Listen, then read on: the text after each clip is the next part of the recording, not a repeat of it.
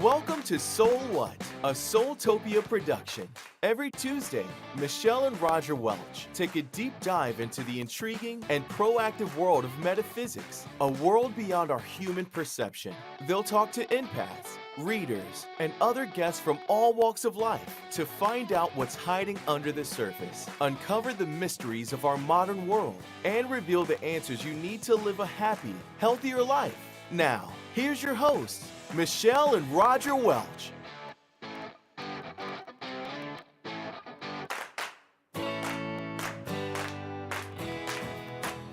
Hello, hello. How is everyone doing on this wonderful Tuesday? How are you doing, Roger? Awesomeness all around. What have you been doing today? I had to run to Frisco. I ran a whole truckload of inventory up there today. It was like I filled it up. I said, "Sheezy." It was a ton of stuff up there. Yeah, they run through a lot. So for those of you who are regular listeners and watchers, you know we have 3 stores in the Dallas Metroplex. So we have to keep all of the stores stocked, right? Yep. So they've been making their order? Yes, they did. He placed his order yesterday for the store, and I ran it up today for him. Awesome. Yeah. They were still pulling it together when I got here this morning. Oh, well. Yeah. Good. So they did. They got it all together. Yeah. Though. It's going to be a good day. How are you, Matt? How are you doing? I'm doing very well. Yes, happy to be here. Oh, I'm happy you're here too. Camera here a little bit. Thank you. Yeah, I'm happy. Was it thundering earlier? I think I heard. I definitely heard some distant thunder, and there were clouds out. Now I don't know if it's going to rain. It did rain. What did it rain? It rained like south of here today, I think. Yeah, and I got a little, maybe it was yesterday or something like that. I washed my car on Sunday, so of course I think I got some yesterday. Yeah, so. Michelle's done with the rain already. Well, we got one rainstorm, she's done. No more rain ever. I actually love the rain, but we have a leak in our roof, and if you guys are on my personal Facebook, on Friends With Me on there, I posted it, and I posted others, how are you, Michelle? Others, saying that, asking me, and I'm like, great. And then the roof says, really? Are you really great? Let me show you how great you are. Living room floor, all the way up the wall, all the way up to the cathedral ceiling, through half of the living room. This is totally the same, stripped. This is the same leak as the other. Yeah, they came back I got it stopped leaking, but they still have to come and repair the ceiling. Or repair the roof. But they had to dry all that wood out. So it's just like constant running fans in the house right now. And when one, you tear a little bit off, and then you realize there's more, and it just keeps going, right? Yeah. Just remodel the whole house. Non-stop. Well, we are really excited to have our guest with us tonight. I'm really excited to introduce to you guys Jane Meredith. She's an author and ritualist. Her books include the best-selling Journey to the Dark Goddess and Aspecting the Goddess, as well as Elements of Magic and Magic of the Iron Pentacle, both co-authored with, and you're going to have to help me with this, but I'm not going to say the name. I'm going to let Meredith say, or Jane say that in a little while. Gede Palmer. Thank you. How beautiful that sounds when you say it. Her most recent and 8th published book is Falling Through the Tree of Life, Embodied Kabbalah. Jane lives in Australia and teaches both online and in person. She is passionate about myth and magic, rivers and trees, intimacy, and the cosmos. The mysteries of the Tree of Life have been a secret love of hers for many years. Thank you for joining us, Jane. Thanks for having me. I'm so glad you're here. I just love, I'm going to hold it up, the cover of your book. It's just beautiful, and we have it on the thing, what is this? The thing behind us, the screen behind us. It's so, so beautiful, and I think it really encaptures a lot of things you talk about in the book. So tell us a little bit. I know about getting a cover done. I'm an author with Lou Ellen too. So, but what you talk about through the green, the life, the tree, the leaves, and then the butterfly are woven into your book. So I thought they did a really beautiful, wonderful job with this cover. Do you like it? Yeah, of course. Now I love it. It's my book. Yeah, it's beautiful. It's how my book, fronts up to the world. Yeah. Yeah, I had this understanding, I guess, that in order to depict the Tree of Life, it's often shown as a diagram, about the size of my hand on a page. And like that diagram is supposed to depict the whole of the universe from before the beginning, through the beginning of time, throughout all of, the cosmos unto the end of time and everything in between. Right. And it's on this little diagram about that big. And, so you can kind of look at that and go, oh, yeah, I kind of grasped that, like I've kind of got that in my sight. Or you could perhaps look across to a tree, like an actual tree growing in the ground, and you could go, well, there's a tree of life, like I can kind of see that. Like I understand the roots are hidden under the ground, but, I've got a concept of a tree. And my understanding was more like, no, we're tiny. We're like butterflies. Like imagine a butterfly in this enormous tree. Like all it can see is, a few leaves, really, if butterflies see in that way. But you wouldn't even know really whereabouts in the tree you were, or that it even was a tree, or what a tree was, apart from your own like kind of butterflyness to the immediate part that you were in. And for me, being a human in the tree of life, that's the metaphor, is like that we're just like butterflies, like tiny little specks of brilliant color and brevity, kind of falling through this amazing thing that we have a visceral and immediate kind of relationship to, but we don't actually understand it. We can't actually see it all. Right. It's interesting because I put a little blue butterfly on when the emojis that we use, and I know that sounds silly, but it's become like now I'm drawing butterflies, and when I sign things, and so a lot of people use the butterfly, but I loved how you talked about it and wove it into your book, and the way so it really resonates with me because I love the butterflies. What about you, Roger? I do. They're cute. Yeah. You don't draw the butterflies. I do not draw butterflies, no. I do not write my name with little hearts and dashes and butterflies. It's interesting because I usually don't either. I'm like, oh, the hearts aren't my thing. And lately, that's how I'm signing in with the butterfly. It turns into a butterfly. I did go to the butterfly farm in not Cancun, Cozumel. No, St. Martin. It is actually the best part of St. Martin. Was it? Yeah. It was beautiful. It's so super cool. It's at the Smithsonian in D.C. My daughter and I went for her graduation. She wanted to go to all the museums, and I have a beautiful picture of her with this butterfly just landing. And of course, you're in there; you're not supposed to touch the butterflies, but if they land on you, that's fine. It's actually good luck. Yeah, they have. But this is the most beautiful. It's one of my favorite pictures of her. Is the butterfly. But getting back to I'm going to start kind of at the beginning. First of all. I liked in your book how you paid honor and homage in your acknowledgement to the land and and you said to the Kabbalist. I'm assuming this is your way of paying honor and homage. I don't want to put those words in your mouth, but I thought that was beautiful how you did that. The acknowledgments to them. Is that what you were trying? Is that where you were writing the land? Is where you were writing at the time? Yes, I. Two like major pieces of land in this book, and I acknowledged them at the beginning, one of which was where I was living through most of the writing of it, which is in northern New South Wales, Australia, in my house. And I was there throughout the lockdowns and the beginning of the pandemic, the couple of years there. And I was, just on my own in my house with my garden and writing this book, and pretty determined to get it written. So there's that place. And then I actually began writing it, and quite a few of the parts of the book are set in Paris, in France. And so I wanted to acknowledge both of those places. And, I can't separate myself from the understanding that all land is sacred land. It doesn't have to be pretty, it doesn't have to be special, it doesn't have to have, a sacred site on it to be sacred land. And also because I've grown up and I'm living in Australia, the Australian Aboriginal awareness and dream time and, the kind of current socio-political existence of what's happening there is that acknowledgements before beginning anything, like even a local council meeting, let alone a piece of magic or a book, are really like an essential grounding acknowledgement piece. Oh, this is where we are. Our, work or magic, or whatever it is, art, is taking place on this land, which in Australia's case, is stolen land and is the site of many atrocities from colonisation. Right. So I wanted to be kind of a little bit, a smart ass, say, oh, we got friends from Australia too. Do you know them? But, it's kind of like, people are always like, yeah, I know that person. But But we did have Mel Brown come to our store and speak, and she was talking about that when she was here. She was a beautiful. Yeah, that was really cool.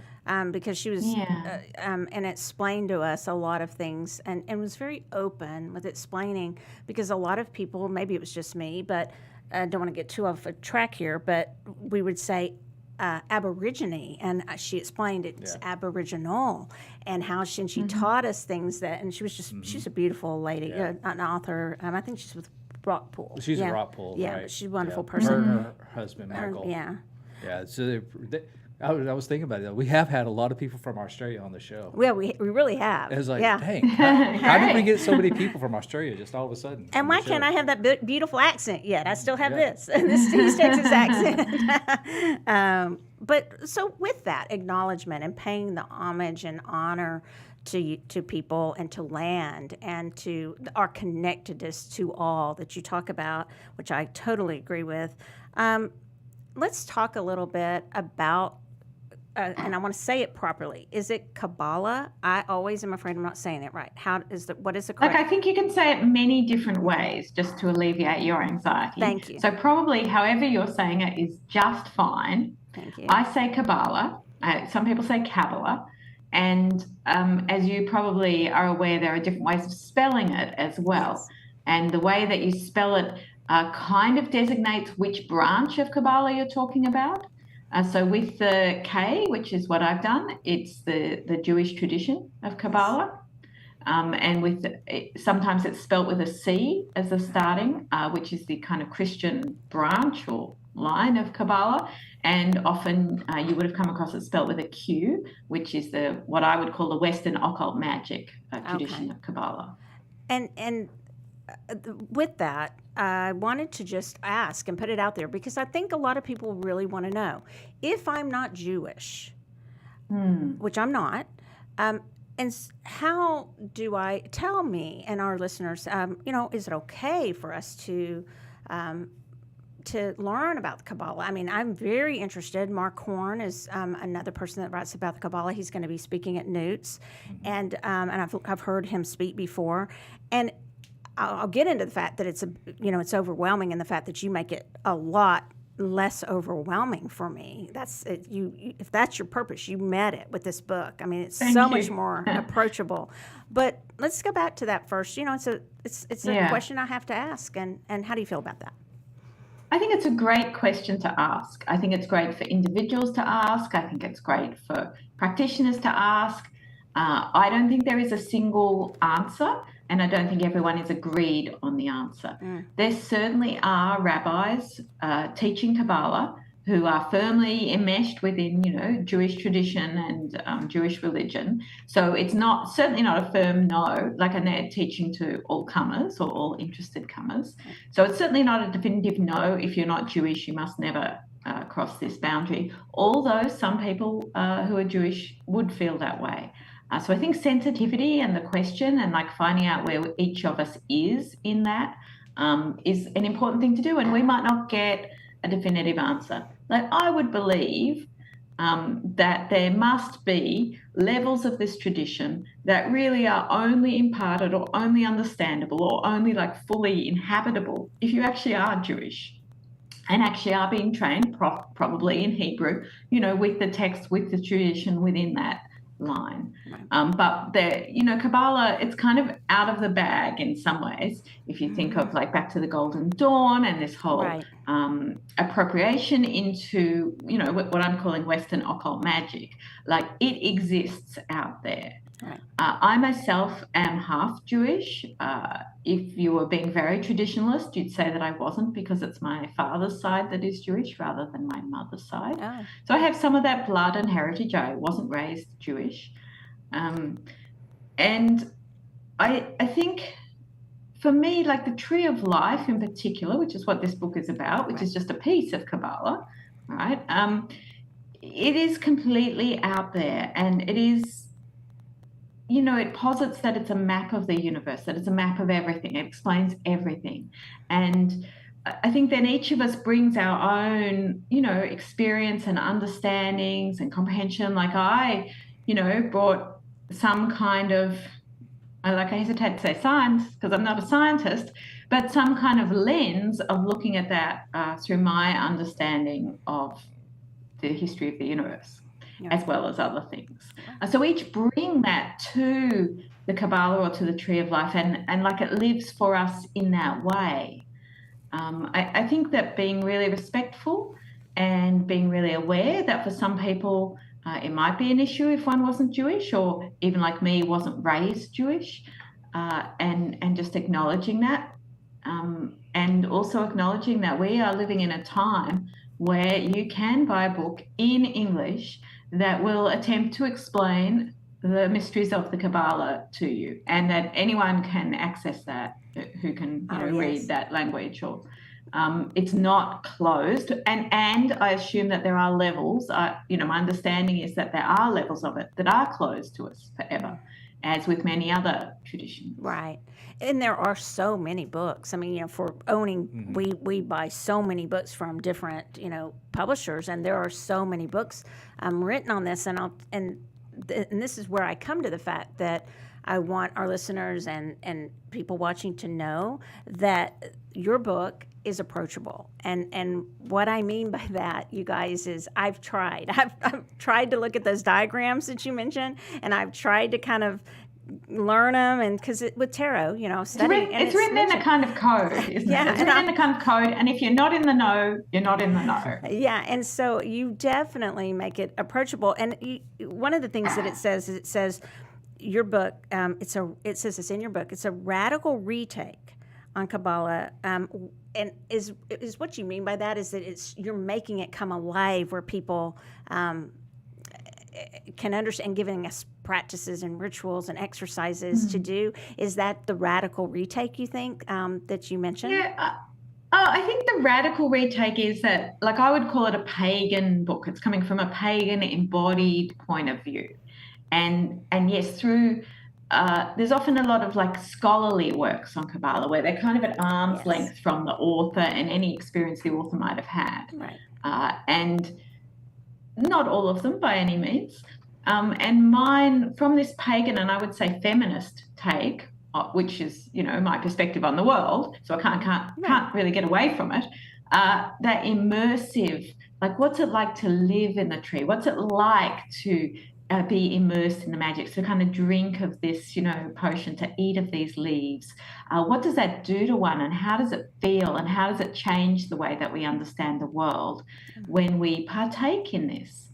And thank you for saying it's comprehensible. Yes, I myself never understood any of those Kabbalah books. Like I kept reading them and thinking, like, this is a deep mystery, but I cannot get through this, barriers. Yeah, I can't I can't pierce it. I can't. It's not something that I can approach. And you want to ask her about how she did it? Yeah, well, I was going to, yeah. but I know in the beginning, because you said it wasn't like you just woke up and, I figured it all out. But you were talking about you had to kind of draw it out on the hardwood floors? Yeah. So my way of learning, I think anything is embodied. And I don't know if that's how everyone else does it. It's just how I do it. Like I learn it when I'm in it, when I'm doing it. And so finally I realized this about the Kabbalah. The way that I learn everything is, through embodied experience. So of course, if I want to learn this Tree of Life, why would I think I could learn it from reading a book? I have to embody it. How am I going to do that? And I happen to have access to this very big room with a wooden floor, completely empty. And, I hired it, and I found 9 people who were willing to explore this mystery with me. And I got some chalk and I physically drew out that diagram with the 10 discs and with the paths. And we went and we stood in it physically in the tree. And that's when I began feeling it. And that's when I began like hearing the voices, seeing the visions, having the dreams. And we did it over 10 or 11 months, where we each one of us, I started in Hod, and I'll always remember that. So what a great place to come into understanding of the tree, right? So I was physically standing in Hod, and these 9 other people were physically standing or sitting in these other places in the tree. And we began talking to each other through it and creating ritual and magic and doing processes with each other. And I stayed in Hod for a month, and then we shifted along the lightning flash. And I went into Yesod and spent a month in Yesod looking at the tree, which all looked different, the same people, but all in different arrangements, still doing magic, ritual. And in the in-between months, between when we met, I would research that one that I was in. So not the whole tree, but just Hod or Yesod or wherever I was. Right. And everybody else theoretically doing the same thing in their own way. And of course, some of them were artists or poets, so they were making art or poetry. And some of them were, very intellectual, so they were reading, much more intellectual things. And when we would bring it together once a month and share what we had learned. And this is the way I do a lot of my magical work, is this kind of inhabiting it and learning and feeding back and sharing as a group. And so over time, over that 10 or 11 months, each one of us, for example, spent a month in Keter, or in every Sephiroth. But so over the months, you would hear each person reporting back from what it's like to be in Keter. And so, you would get the Jane Meredith flavor of Keter. But through that, you would hear this kind of thread of, I remember the other person said that, or they said something very similar, or, she's doing the same thing that other person did when they were in Keter. And you would get this thread, this line, which to me is more like distilled Keter. Yes, there's the Jane Meredith experience, but then there's this line that kind of threads through all these different people having experiences in Keter. And so all of this began working in my brain, and I was like, this is the way to do it. And so that was about 10 years ago, maybe 11 even by now. And ever since then, I've basically kept doing versions of that with more elaborate things as well. But that's my way. And in the book, I really wanted to enable people to have a comparable experience to that, whether they were working in a group or working solo. I want them also not just to be reading my experiences and understanding my dreams that I had, but for them to be having those experiences, or that's the invitation, for them to be opening to that magic in their own way, their own version of it. When you, this may sound really naive, but it is, because I still haven't learned, obviously, because I just got the book, but you go through the colors associated with circles. Is that something you come up with, or is that something that each of the, I'm going to say circles, but is that something you came up with, or is that known in the practice? Okay, so they're called Sephiroth, and it's known. It's from the Western occult magical tradition. I don't think it's Jewish.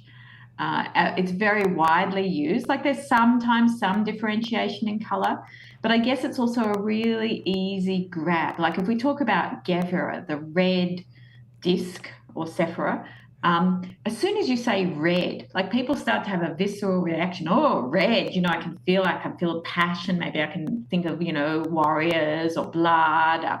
I can think of, all sorts of things that red kind of brings up in me, which is kind of a doorway or an opening into Gevurah on a very, straightforward, basic level. But it's strong, it's immediate, we have that relationship to it. Well, anything where people can tie a color in with something, it helps me. It helps me learn. It helps me experience things, and it's like you said, it'll bring about a reaction, just the color. Yeah, that's cool. So you teach about goddesses and mythology, ritual skills, and Kabbalah. What's your favorite goddess, though? Do you have a favorite? I mean, come on. you have to pick one. No. Yeah, I mean, that's a big ask, isn't it? So at the moment, partly because I've been immersed in Kabbalah, I guess I would say the star goddess, she who births the entire universe and all that is, she whose body is stretched out through the night sky. And we see, it lit up with the stars, that vastness. That's right. I began working with goddesses, with individual goddesses, with Artemis, with Isis, maybe a few others. Persephone was very strong for me. And I still do work with individual goddesses from time to time. And one of my books, Aspecting the Goddess, goes into that in great depth.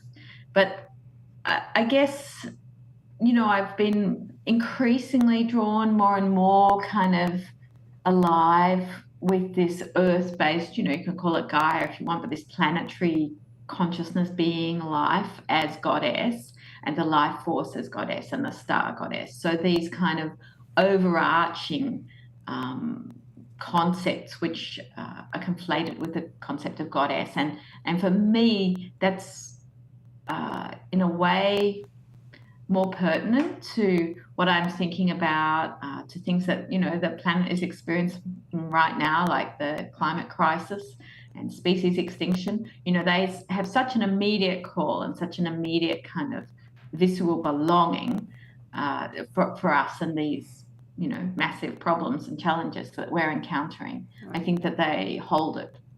Well, and I do think that it's a impossible, like you said, a difficult question, a big ask to choose what's your favorite goddess. But we do work with different goddesses, or at least I do, at different times in my life and for different purposes and different needs, and we evolve that way, right? That's correct. So I think that's something that a lot of people should know. You may have one you always work with, and then all of a sudden you go through another phase of your life, and you find another goddess is working with you. So, thank you for that. Yeah, I think they're like relationships, really. And for me, those early goddesses that I first worked with, they're still very alive relationships for me. But I guess my attention has kind of got broader over time, and certainly working with this tree of life, right. Your attention gets broader and broader. So, right. So, do you think through writing this book, do you feel like you've scratched the surface of the mysteries now, or where do you feel that you're at? I mean, because it's a beautiful book, it's comprehensive, you've lived it, embodied it. Where do you feel you are now? And I know it's not a race or a contest or anything like that. Like for me, I mean, it's interesting, isn't it? Because for me, I was, as a very young child, I had this desperate need to understand why. Why are we alive? Why are we here? What are we supposed to do? What is life? What is death? These burning questions from very, very young, always, haunting me, pounding through my life. And really that was my motivation in seeking out the Kabbalah, is that I had kind of heard or understood that perhaps it had the answers. And I wanted those answers still. Right. I do feel like for myself, in my own way, I have met the answers in the tree. Oh, yes. I love that.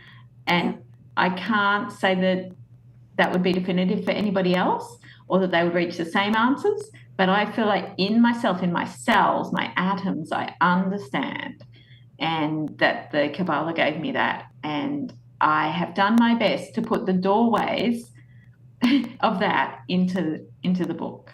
I feel like you've done a good job, and I haven't read the whole book because honestly, it's a book. I really enjoy your introduction, and being an author, I know that you have to have the introduction, how to work with this book and all those things. And sometimes I think, really? I mean, but for yours, I really needed it. And it really did help me because you look at it, and I read a lot, but you can imagine, somebody who doesn't read a lot, they could go to one exercise. They may read, as you said, read the book straight through, or you could go to one particular exercise or ritual that when you look at, the table of contents that you may be drawn to. So I felt that for your introduction really helped me and will continue to help me as I go through the book.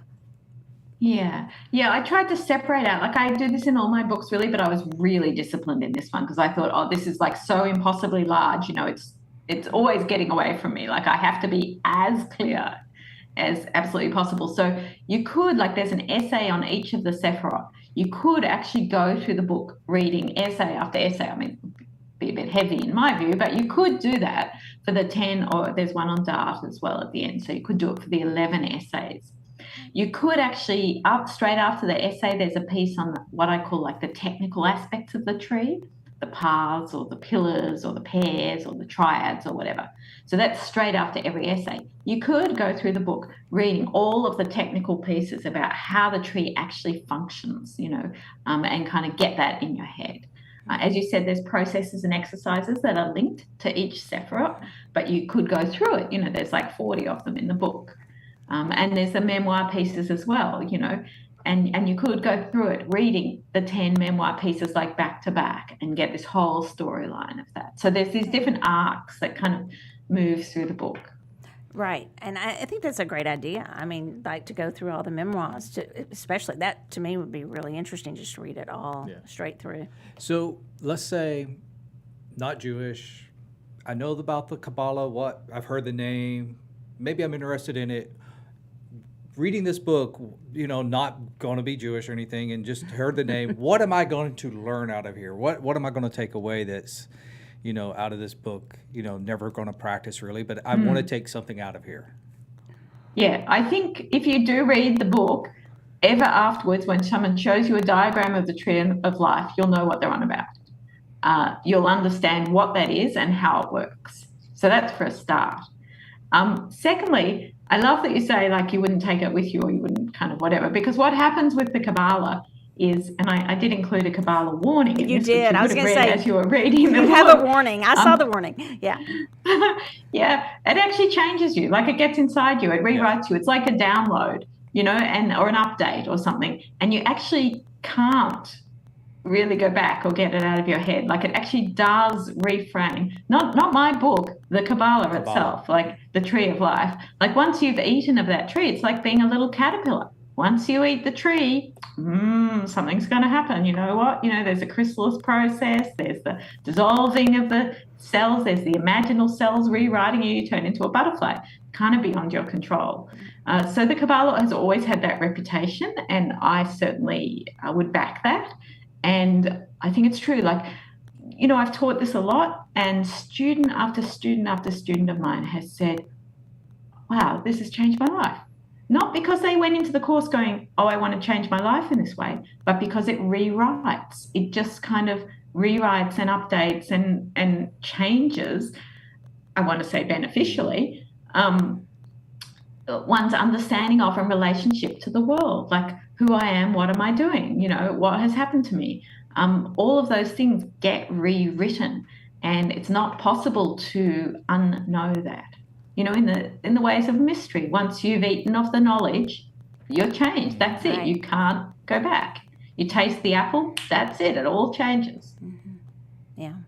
And you mentioned that each, and I'm quoting you here, each student of Kabbalah has their own Kabbalah. What do you mean by that? You kind of just explained it a little bit, the starting point of it.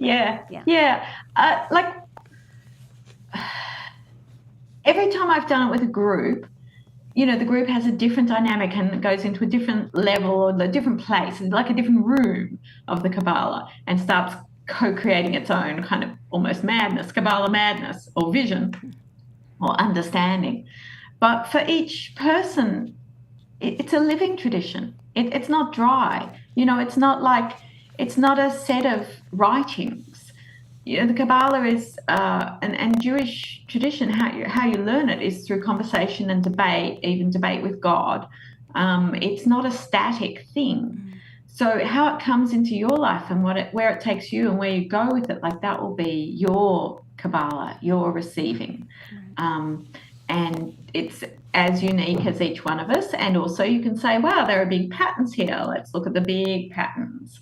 Or what the Kabbalah does for everyone or most people, but you can also come down to that little butterfly level and go, wow, and this butterfly's yellow with blue splashes, how perfect.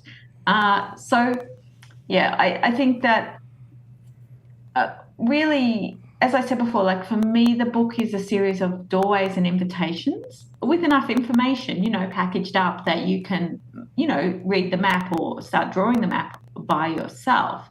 But I'm not standing there to go, this will be your end experience, or this will be what you take away from it, or from what you learn from it. Like it is an exploratory, experiential thing. Don't you? I think this would be a great book to do as a group, not necessarily a book club, but you mentioned teaching. You've taught. Are you going to teach and have a series to teach on this book and take people through the book, or would you recommend other people? That's how I have the material for the book, or enough understanding to write the book. Is that I have been teaching a version of that for 4 or 5 years, maybe a bit more, 6 or 7 years, whatever it is. And like through doing that repeatedly, often over the space of a year, but sometimes, in more intensive situations. Right. Yeah, that's how by immersing myself in it, by watching other people in it, by teaching these things and tweaking them and learning them and dreaming them and the whole thing. That's where the material for the book comes from. Oh yeah, yeah. And you just jump into it. You're living it. Like embodying it, which is. And I just again will encourage everybody. I will tell you if there's a book that I want to, I want us to have in the stores, it would be this one, because I can pick it up and understand what I'm reading, and what I'm talking about, because you talk about it in the book, the charts and the diagrams, and like I already said, and I'm being really candid and honest here, because I usually can learn most things pretty quickly. I can pick things up, but I really struggled with, I was like, and because it is mentioned, as I said earlier, in a lot of the tarot books that I have, it'll be mentioned, and I'm like, I just skipped that part, because I'm like, this isn't, I can't digest this, and yours is palatable. So thank you for that. And I want to say, if you do digest mine, you actually will be able to understand other Kabbalah books, because like the code will be revealed enough to you through your embodied experience that you'll be able to bring that language or that understanding into those other texts. Yeah. It's a mystery tradition. And I can't say for certain that all those people who wrote those Kabbalah books weren't, doing that, continuing the mystery tradition. Like you have to be in the know to understand them, to comprehend what is going on in those books. Really good point. Yeah, it's something to think about. Maybe they didn't want it unlocked, but now like you said, there's so many books out there that, and I have a hunger. I went to the Kabbalah Center. What's it called? When I went one time with a friend here in Dallas. Yeah, here in Dallas. And we were very welcomed. You've been a couple of times. I've gone a couple of times, and I'm really drawn to it. And so, every time I'm really drawn to it, I'm thinking, am I not supposed to learn this? So, it's great. It was great to find a book that I can dig into and understand and live. Thanks so much for your enthusiastic, reflection back to me of what I was trying to do with this book and what I felt I had to do for myself. So thank you. Yeah. And you have several rituals in here in the book. How does the rituals differ maybe than, say, like Wicca or pagan rituals? I mean, are they kind of, I know I get it, maybe not for money or whatever, but how does the process of a ritual for Kabbalah work? And also because you call yourself a ritualist. So this is a big topic for you too. He's asking the big broad questions, right? Yeah. I guess they're do-it-yourself rituals. So like I will give an outline or, but always, mostly, I won't even give the intention. I'll say, sit down and find your intention. Write it down. Okay, your ritual is going to be written to that intention. I don't know what their intention is. Like if 100 people are doing it, it's 100 different intentions. Then I would outline the form of the ritual. Like, we're going to be doing this, this, and this. You might want to do this. You might want to bring this to the altar. I suggest it will probably take about this time. These are some of the things I'd suggest you can do within the ritual. So they're very open form rituals mostly. Some of the trances are more specific, but they're still pretty like what you bring and what you're seeking. Like that's the essence of it. It's no good someone doing a ritual that I would do because that's my ritual. Like I can tell you what the ritual was that I did and you might go, oh, well, I like that bit. Oh, that bit's not for me, but perhaps I could do this other thing.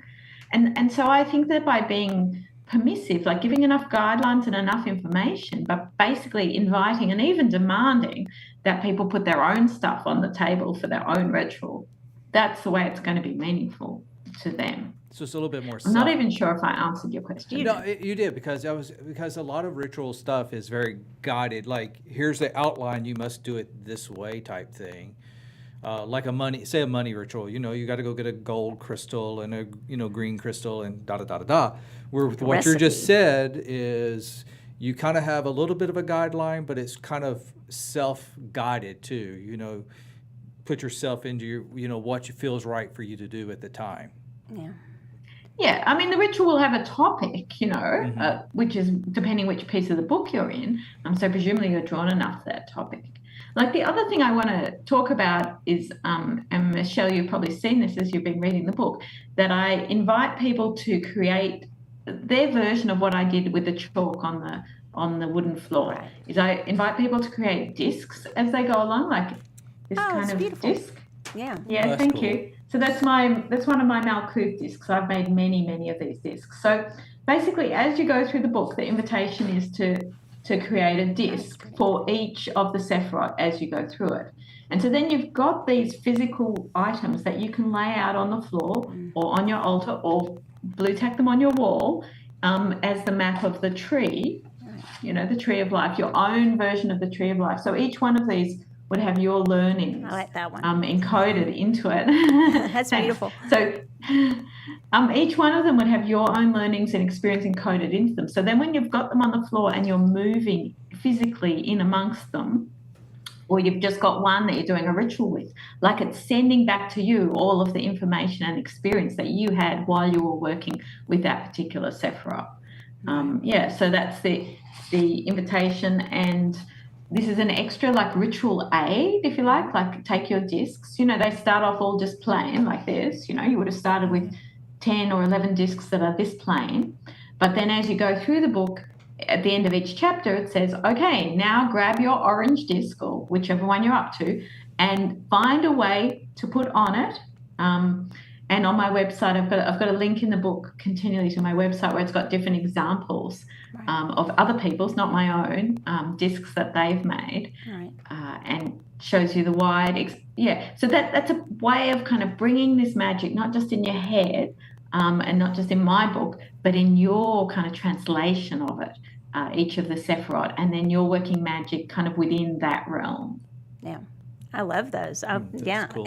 And it's bringing it's all the different learning styles, to be honest, instead of just reading and learning it that way, you're living it, right? So it's interesting because I went and I started, and a lot of times it's funny for me that if I can't pronounce a word, I read a little bit slower, right? So could you pronounce a couple of the words you're saying? I can, but you've got to know I'm doing it in an Australian accent. I know. It sounds really pretty. Yeah.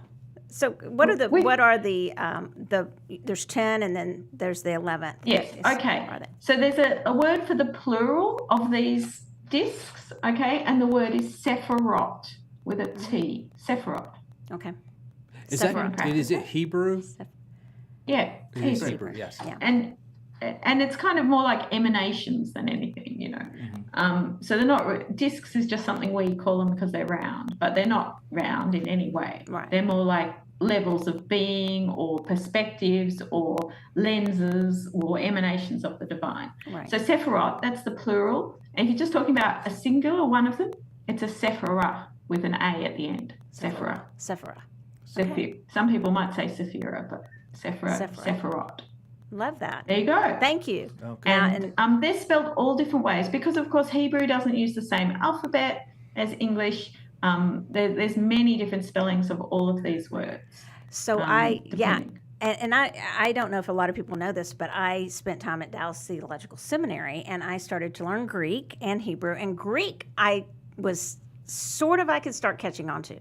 Hebrew, forget about it. That's the one I was like, okay, and that was after law school. And so, and the Dallas Theological Seminary is not an easy school. It's difficult. And I got to the part where I was going to have to learn some Hebrew, and I was like, I think I'm good because it's difficult. It's difficult. It's difficult. Greek was much easier to learn than Hebrew. Okay. Much easier for me at least. Yeah, and it was a no. And I also had little kids at home, and like I better do that and maybe make some money instead of just keeping on going to school. But but I really obviously I have had this interest in this for a long time, and I'm, again, thankful for somebody that can put it in terms I can understand a little bit. Well, Roger, do we have any questions from people listening? Or I know you've been looking at... Well, I had to delete a couple because there was some spammers on there. So, you guys, lately, it seems like we get a lot of those. Matt, what is that? We get the people interested in joining in that are not part of our show. So, what's going on? We'll just call them fans. I don't know. But they seem interested in trying to pitch their own stuff on the comments. Which, come on, be cool, folks. It happens a lot now. I think it's a lot on Instagram, on all the everywhere, right? It just seems like everybody's just spam. Yeah, just jumping on. But what is your favorite activity from the book? I mean, you just showed us the. I know it's. I know you just showed us one. Let me say one thing that I also said though before you answer that. I like that. You don't even just tell us, to set our intention. You explain how to set an intention. And I don't know. I've read sentences where people, because I read a lot of books and we sell them here, where, people explain how to set the intention. But most people just go, now set your intention, and then they start. You actually go through exactly how to set an intention. And I really appreciated that, because for some people, if we just say, set your intention, they'll come into my store and they don't know what the heck you're talking about. They've never heard that phrase before. So I really appreciated how you even broke that down. Set your intention, and you gave questions, prompts to what do you want to discover from this. I can't remember what exactly, but I was reading them, and I think they were in italics or in bold.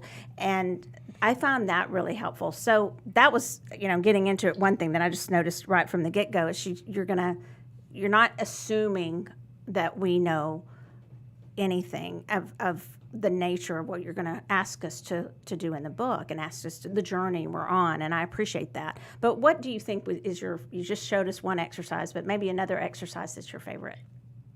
I mean, it depends what mood I'm in. What Sephira I'm in at the time, what my favorite exercise might be. Like, there is one really, one that changed my life maybe more than the rest. I mean, like, all the ones I put in there are because they're meaningful to me. So it's hard. I haven't kind of just made some up that really don't mean much to me. But there is one, I think it's maybe called Other Lives, and maybe it's in the 9th section or something, which to me, like, I made it up. It's got no reference to any ancient Kabbalistic tradition at all, which is the case of most of my exercises. But to me, it really holds an essence of the Kabbalah, which is a practice that you do often in a crowded place, where you imagine, there's various versions of it, but in some way you imagine you're giving your life force, your life, to another person who's just briefly crossing across your vision, and you kind of set, momentarily allow that kind of transition to happen. And it's like this. The Sephirot themselves, like these 10 discs or circles or emanations of the tree of life, like they look like they're 10 different things, but they're not. This is part of the mystery, is they're actually all the one thing. They're just being looked at different ways. It's like wearing a pair of pink glasses and looking out the window, and everything looks one way. And then you take off the pink glasses and you put on a pair of blue glasses, and everything looks completely different. Nothing has changed except the way you're looking at it. So that is what these Sephirot are really like from each other. Yes, to us, one looks green and one looks red and one looks orange, but really they're all aspects or ways of seeing the one, the original Keter, the white disc Sephirot at the very top. And so, like, my premise was, well, in that case, like trees, like we're looking at them as if they're all different trees, but they're just tree, they're all one. Right. And then humans, wow, I'd have to say it's the same. We look at humans as if they're all different, like all these individuals running around, but perhaps it's just the way we're looking. And if, another way to see it is that we're actually just one. All right. I love that. And so there's an exercise that attempts to offer an experience of that. More people need to hear that. Right. Yeah. Thank you for that. And let's tell our listeners and viewers where they can find you and find your book and your classes and everything about you. Thanks. Well, obviously, the best way to find me, as far as I'm concerned, since I'm a writer, is actually in my books. But good answer. Aside from that, good answer. Which apparently are going to be stocked in your bookshop, so that's a great start. And of course, you can always order them at a physical bookstore if they're not there already, or buy them some way online. I have a website, and on the website is a calendar that tells you what my next courses are, and it's my name, www.janemeredith.com. That's the most straightforward way. Mm-hmm. I do have an author page on Facebook, and I do have an Instagram account that I think I'm very bad at. Perhaps I'm improving, which is Jane Meredith Author. is my little. I think Instagram's handle. a mystery in and of itself. I think it's ever changing. Yeah. Keeps changing I need all the a course time. on that. Yeah, I think we all do. Yes, it's a big mystery. It's the book on that, Matt, to be coming from Matt, right? I don't know that I'm the one to answer that either. Well, I think we have a few minutes, and you've agreed to read with us for a daily reading, right, Matt? We have time for that. Yep. Matt, are you going to participate? If you want, I would love for you to. All right. So how we do it each week is if you want to explain it, Roger? All right, so it's super easy, guys. So all of y'all are out there listening to us today. Thank you for joining in. But we got 4 readers today, not 3, 4 readers today. So you need to pick 1, 2, 3, or 4. Keep that number in your mind, and then we're going to randomly do readings for those people. Numbers 1, 2, 3, or 4. So go ahead, pick your number. What's your number now? Who wants to go first? Matt. Matt goes first. Okay, I can go first. So then this would be for all the number 1s out there. And again, I like to use the oblique strategies, which is just a collection of different thought prompts that might get you thinking. And this week for the number 1s, your message is, what are you really thinking about just now? Incorporate. That's what it says right there. What are you really thinking about just now? Incorporate. So I would encourage you to, if there's something that has been on your mind, like literally, what are you thinking about just now? When I say that, what comes to mind for you? How is that an issue that you've been facing? Is it someone you've been thinking about? How do you incorporate that into your life? So spend a little time listening to that inner monologue. And I think a lot of times whenever, you hear the adage, if you're thinking of someone, reach out to them, or if you're thinking of a problem, address it then. So what are you thinking about right now? Act on that, incorporate that into your life, and see how that changes you. Very good. All right, very cool. You want to go to next? I will. You got your card out, ready to go. I do, and I will tell you the guys that I am reading, if I can grab it, from, this is new to our store, I believe, Heart and Hands Tarot by Liz Blackbird. It's a black and white deck, which I really like a lot, and I drew for you guys today, the number 2s for this week, the moon. And I'm looking at, trying to look at her depiction here.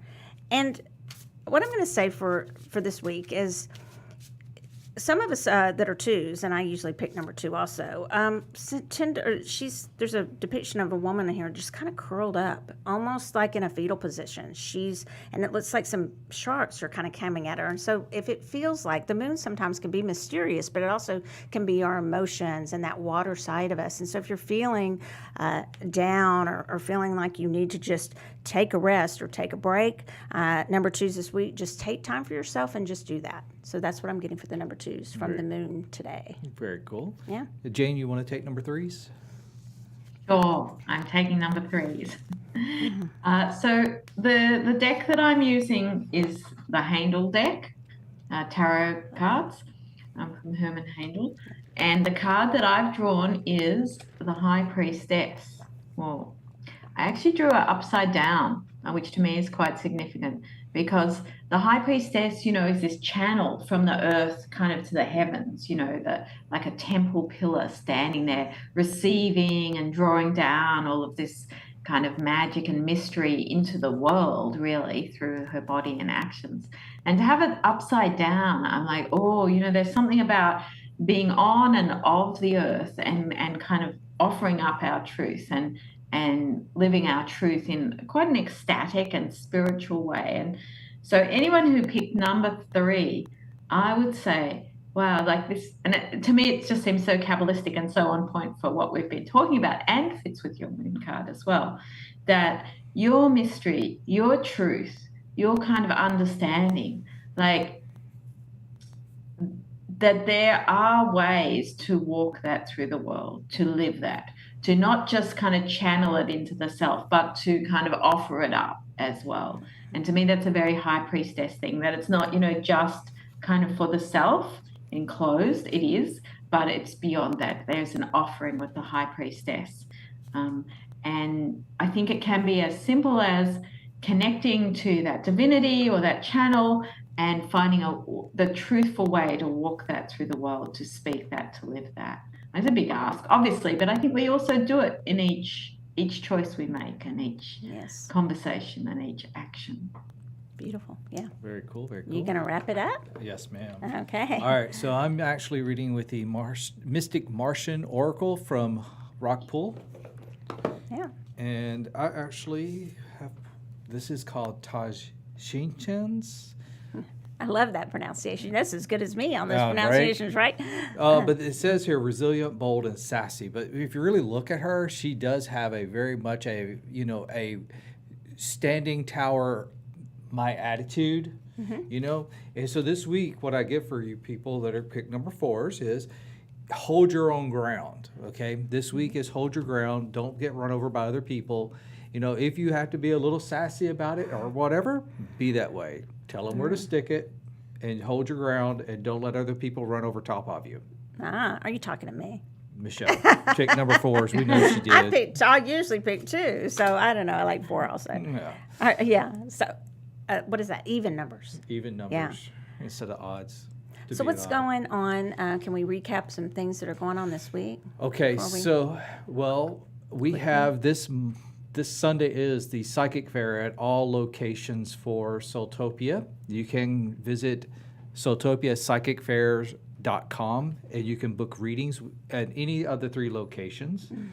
We do have a new option for virtual readings. So we do have Jamie doing virtual readings. We have Lexi doing virtual readings. Jamie who? Jamie Elford. Oh, Jamie Elford. Okay, awesome. She's doing virtual readings. Awesome. And we have Lexi Colomb doing virtual readings and virtual healings. And you guys, Lexi, we've been so blessed and honored that Belle is living and working. She's living with us and working at the stores this year.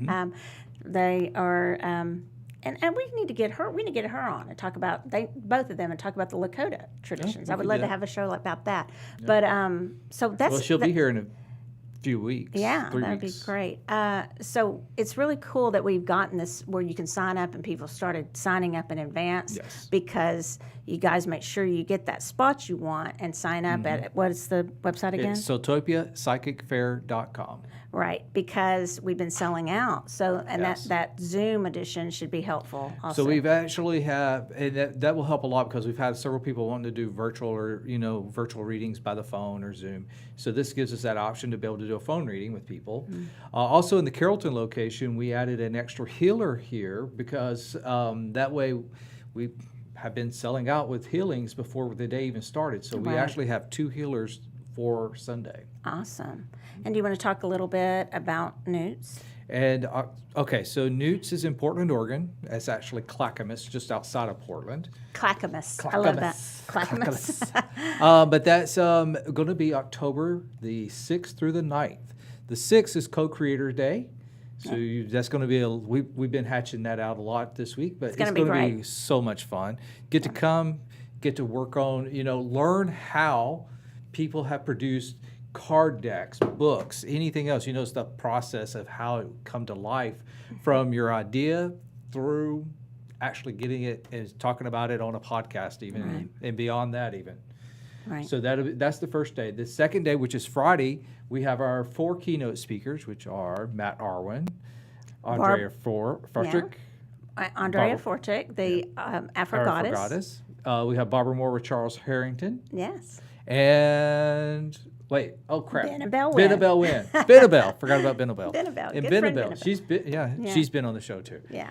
So that's actually on Friday, and then Saturday, Sunday we got a way bunch. We got like 28, 30. Heck no, because I don't remember who all of they are now. Right. But like 30 some odd speakers for over 2 days.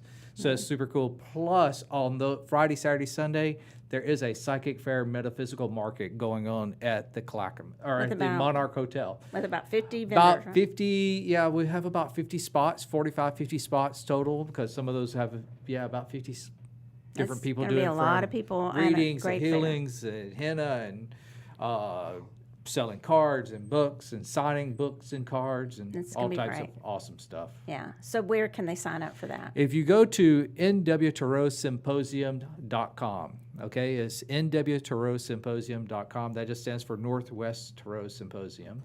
So nwtarotsymposium.com. You sign up. Also, if you're on Facebook, join the group. Join the group and see all the exciting stuff because we have a disco going on. There's a disco Saturday night with James Devine and Madame Pamita DJing. And when you're at it, you want to know because it's based on disco music that ties into the tarot to the cards. So a song will play and you'll be like, which song is it? And I'm like, I at Tide, where we had this in Dallas, I was literally screaming when I would get an answer. And you're dancing on the floor and all of a sudden you scream, "The Hermit!" and you finally know it. So it's a lot of fun. You can dress up or not. It was great to see everybody in their disco best. Exactly. Right? A lot of fun, of fun. So. And then we do have the meet and greet with the keynote speakers on Friday night. Right. That'll be a lot of fun too. Right. It's going to be great. And Anthony, Dawn, and Roger are going to bring you some bingo, and crystal tarot bingo, and some tarot trivia. So what did I call it? I had a catchy name for something bingo and tarot trivia. But Anthony and bringing the vendors in to kind of integrate everybody together. So it's going to be a great time. Yeah, we'll have some fun doing some stuff. So for sure. Yeah. Yes. So, Matt, thank you for making sure we didn't do anything stupid tonight. You bet. It's always a hard job. I know, right? It's hard to corral these two, right? Yeah. And thank you, Jane. And thank you, Miss Jane. And y'all can find her, remember, it's janemeredith.com or on Facebook, Instagram, Jane Meredith Author. On there. Yep. So thank you so much. Thanks so much for having me. Thank you so much for coming. Thank you. And we hope y'all guys have a great rest of the week. Have a great week, everyone. Good night. You too.